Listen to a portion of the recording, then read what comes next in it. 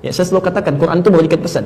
Maaf ya, keterlaluan kalau ada anak misalnya, maaf, dalam hidupnya nggak bisa berbuat baik, saat meninggalnya pun nggak bisa mendoakan. Ustaz, titik 4. Tolong dijelasin kenapa orang yang mau meninggal dan sudah meninggal umumnya yang takziah membaca surah Yasin. Pertama, apa itu takziah dulu? Apa itu takziah? Apalagi? Baik, ada sebagian mengartikan takziah itu melayat ya. Takziah itu berasal dari kata azza, bukan melayat. Dari kata azza asalnya. Azza ya'izzu, izzatan, ta'ziyatan. Azza itu sesuatu yang tinggi, terangkat, menopang, mendorong. Azza. Kalau ditambah dengan tak depannya, ujungnya ditambah ya menjadi takziah, itu huruf taknya menunjukkan makna usaha yang serius. Jadi usaha yang sungguh-sungguh untuk mengangkat, mendorong, menaikkan lagi sesuatu yang turun. Kenapa takziah dinamakan dengan takziah? Pesan Nabi-nya 2. Dengan takziah itu, 1, kita bisa mengangkat amalan orang-orang meninggal itu supaya bisa terangkat lagi, sehingga disampaikan kepada orang-orang yang belum meninggal dunia untuk diketahui. Makanya Nabi berpesan, uzkuru mahasina mautakum. Kalau ada yang meninggal dunia, ayo angkat kebaikan-kebaikannya. Jadi aibnya tutup, kebaikannya angkat, bukan dibicarakan buruknya. Makanya kita minta kepada Allah untuk berlindung dari keburukan fitnah saat meninggal. Jadi ada orang, maaf ya, hidup dibicarakan, meninggal pun jadi gunjingan juga. Ada yang begitu. Ya, coba cek Abu Jahal, Abu Lahab dan abu-abu yang lainnya itu sampai sekarang sudah 15 abad yang dibicarakan keburukannya aja. Dan kita diminta oleh Nabi berlindung pada Allah. Ada di hadis Muslim nomor hadis 588. 4 hal kita ucapkan.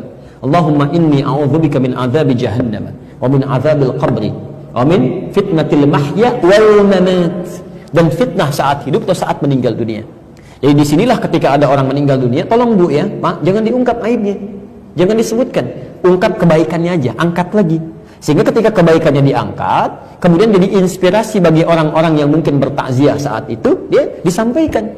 Dari situ kemudian diamalkan. Ketika orang ini mengamalkan dari inspirasi yang terdengar tadi, maka yang meninggal dapat royalti pahalanya, bagian dari pahala itu.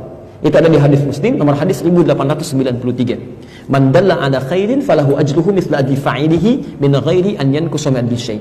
Siapa yang bisa menunjukkan kebaikan dapat pahala yang sama ya dengan yang mengerjakan tanpa dikurangi sedikit pun. 9 lafaz disebutkan di hadis Muslim. Idza matal insan inqata sa'iru amali illa min thalas. Jika manusia meninggal dunia, semua amalnya terputus kecuali 3 yang terus pahalanya mengalir. Terus mengalir. Sedekah jariyah, ya, sedekah yang pahalanya mengalir. Antum simpan mushaf di sini cuma modal 50.000, dibaca oleh orang, antum meninggal mushafnya masih ada, pahala masih mengalir. Ilmun yuntafa'u bihi, ilmu yang dimanfaatkan. Aw waladin sholihin yad'u lahu, atau anak yang soleh yang mendoakan untuk keduanya. Yang kedua, mengangkat orang yang masih hidup dari keluarga yang ditinggalkan oleh orang yang meninggal. Kadang-kadang muncul suasana duka, ada yang sedih, kan?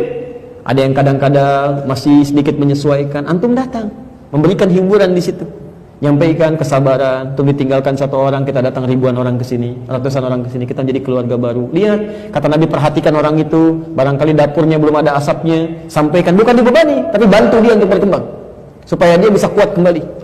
Jelas di sini ya? Nah, dari sini untuk mengangkat amalan itu banyak caranya. Pertama dengan doa. Dengan doa. Ada memang hadis yang mengatakan bacaan surat Yasin, tapi sebagian mengatakan hadisnya dhaif. Walaupun ada yang mengatakan hadisnya sahih, ya. Tapi kalau saya punya prinsip begini, kalau ada hadis yang diperdebatkan, mendingan ngambil hadis yang tidak diperdebatkan. Udah, lebih selamat, lebih tenang gitu kan. Apa hadis yang tidak diperdebatkan? Salah satunya doa. Ada di Al-Adabul Mufrad nomor hadis yang ke-44, posisinya paling kanan sebelah atas. Karangan Imam Al-Bukhari. Imam Al-Bukhari menulis kitab namanya Al-Adabul Mufrad. Jadi khusus terkait dengan akhlak dan adab dalam kehidupan. Itu tidak sedikit hadis tentang berbakti pada orang tua sampai meninggal dunia. Di hadis itu disebutkan saat seorang anak beristighfar saja, memohon ampun ya kepada Allah untuk ayah yang telah meninggal dunia, tiba-tiba di alam kuburnya diberikan oleh Allah, diangkat 1 derajat. Sampai dia berkata, "Ya Rabb, ma hadhi, ya Allah, apa ini?" Dijawab kemudian, "Hadhi istighfarun." Ini adalah kalimat istighfar yang dimohonkan oleh anakmu sekarang untukmu. Sekarang. Jadi Anda bisa bayangkan ya, baru istighfar saja, Allahumma rabbighfirli wa liwalidayya warhamhuma kama rabbayani shaghira. Diungkapkan kalimat itu, makanya ketika ada yang meninggal, kalimat istighfar pertama kali. Allahumma ighfir lahu warhamhu wa'afihi wa'fu anhu. Itu begitu Anda ucapkan kalimat itu, diangkat 1 derajat di alam kuburnya. Diangkat. Belum doa. Makanya kata Nabi di hadis sahih riwayat Al-Bukhari menyampaikan ithnani bima ma'na, 2 hal yang diharapkan oleh orang meninggal. Yang pertama, al-istighfaru lahu, permohonan ampunan untuknya. Yang kedua, ad-du'a bil khair. Ya, jadi silahkan selepas sholat berdoa. Apalagi orang tua, nggak ada mantan orang tua. Ya, saya selalu katakan, Quran itu memberikan pesan. Maaf ya, keterlaluan kalau ada anak misalnya, maaf, dalam hidupnya nggak bisa berbuat baik, saat meninggalnya pun nggak bisa mendoakan. Bahkan kata Quran, kalau orang tuanya masih ada, walaupun usia anaknya lebih daripada 40 tahun, misal, anaknya usia 70 tahun, orang tuanya 100 tahun, masih ada orang tuanya. Itu minimal, tetap harus berbakti dengan mendoakannya. Itu ada di Quran surah ke-46 ayat 15. Bahkan mendoakannya yang baik-baik. Ya Allah, hamba bersyukur atas nikmat yang diberikan pada hamba saat ini. Di balik segala kenikmatan itu, ya Allah, mohon berikan semua pahalanya untuk orang tua saya juga. Berikan kebaikan untuk orang tua saya juga. Karena barangkali kesuksesan yang Anda raih itu cuma 30% hasil kerja keras Anda. 30%. 70% yang mungkin orang tua yang menangis dulu, ibu yang sambil tahajud nangis, bapak yang sambil mencangkul di sawah dengan peluh keringatnya berdoa, ya Allah, anak saya jangan sampai begini ya Allah, 1 singkong dibagi 16 orang, mohon jadikan dia lebih baik daripada saya, berikan kenikmatan dalam hidupnya. Itu yang menjadikan Sayyidah Hajar bolak-balik Safa Marwah, yang mendapatkan airnya anaknya, tapi yang kerja keras kan ibunya. Maka dari situ adabnya sendirinya doakan. Sudah hidup gak bisa memberikan senyuman, sudah meninggal gak bisa mendoakan juga. Dan Anda mengakui sebagai bagian orang tua gitu ya, itu tidak tepat. Dan doanya yang baik-baik ya, begitu masuk rumah sakit minta kesembuhan, minta kebaikan, bukan dibalik. Orang tua saat anaknya masih kecil, dia sakit sampai mempertaruhkan nyawa kan? Ya Allah, kalau bisa saya saja ya Allah, kalau bisa ya Allah, tolong berikan kesempatan hidup. Ini kenapa jadi terbalik?